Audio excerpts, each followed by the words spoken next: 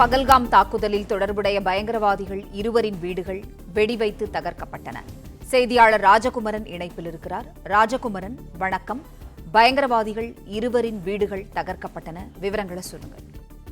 பகல்காம் தாக்குதலில் தொடர்புடைய 26 அப்பாவி மக்களை சுட்டுக் கொன்ற பயங்கரவாதிகளை வேட்டையாடுவதற்கான பணிகள் வேகம் எடுத்திருக்கின்றன. அவர்களை பற்றிய விவரங்கள் கண்டறியப்பட்டு அவர்களுடைய இருப்பிடங்களில் தற்பொழுது சோதனை நடைபெற்றுக் கொண்டிருக்கின்றது. இந்த நிலையில்தான் கிட்டத்தட்ட 6 முதல் 8 பயங்கரவாதிகள் ஊடுருவித்தான் அந்த தாக்குதல் சம்பவத்தை அரங்கேற்றி இருந்தார்கள் என்ற நிலையில் அந்த கொடூர பயங்கரவாதிகளுடைய வீடுகளை வெடிவைத்து தகர்த்திருக்கின்றார்கள் இந்திய ராணுவத்தினர் என்ற தகவல் வெளியாகி இருக்கின்றது.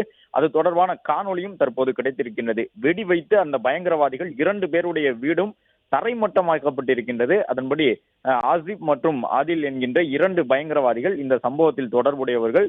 காஷ்மீரை பூர்வீகமாக கொண்டவர்கள், பாகிஸ்தானுக்கு சென்று பயிற்சி எடுத்து வந்தவர்கள். இவர்கள்தான் இந்த பகல்காம் தாக்குதல் சம்பவத்தில் மிக முக்கியமான நபராக அந்த துப்பாக்கிச்சூடு சம்பவத்தில் ஈடுபட்டவர்கள் என்று தெரிய வந்தது. அதன்படி ஆதில் மற்றும் ஆசிப் என்கின்ற அந்த 2 பயங்கரவாதிகளுடைய வீடுகளை தற்பொழுது இந்திய ராணுவத்தினர் தரைமட்டமாக்கி இருக்கின்றார்கள். மேலும் ஓடி ஒளிந்திருக்கக்கூடிய அந்த பயங்கரவாதிகள் அனைவரையும் தேடக்கூடிய பணிகளும் வேகம் எடுத்திருக்கின்றன.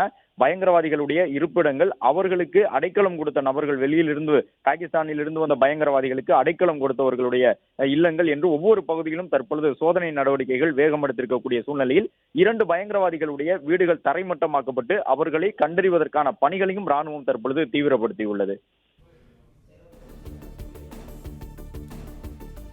நன்றி ராஜகுமரன், தகவல்களுக்கு நன்றி.